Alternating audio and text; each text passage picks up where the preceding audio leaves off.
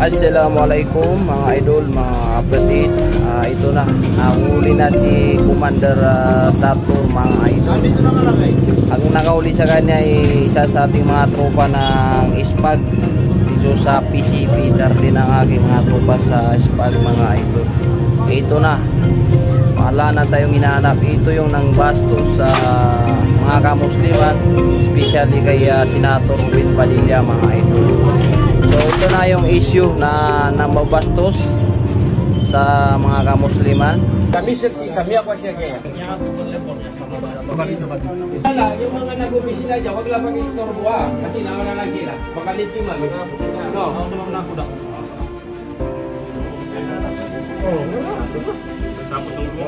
Siyempre kasi yung Ba't kasi yung ginawa mo? Ginawa mo pag-post.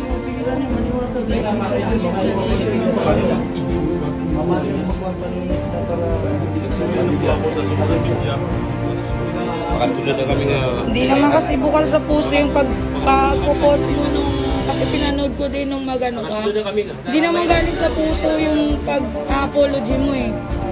Kaya marami pa rin nagalit eh. Para makita mo yung mga sikat ka na eh.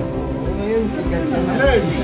Mag-share kami na ito. Magbiyahe ka sa magbiyahe ka sa mga pwede mga magsasakli sa'yo. Wala ka na. Alam mo, swerte mo. Makabait ang mga nakita mo. Laging pasalamatan mo si Dato. Abutangan ni Dato. Ito yung pinaka-elder namin dito.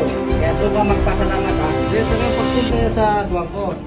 Sa opisina. Kaya nalaman namin dahil sa opisina ng isang brother namin. Kasi marami naman. Kanino ba ito? Oo, alam naman na. Dito, basta naman sa ating advice na. Advice na natin.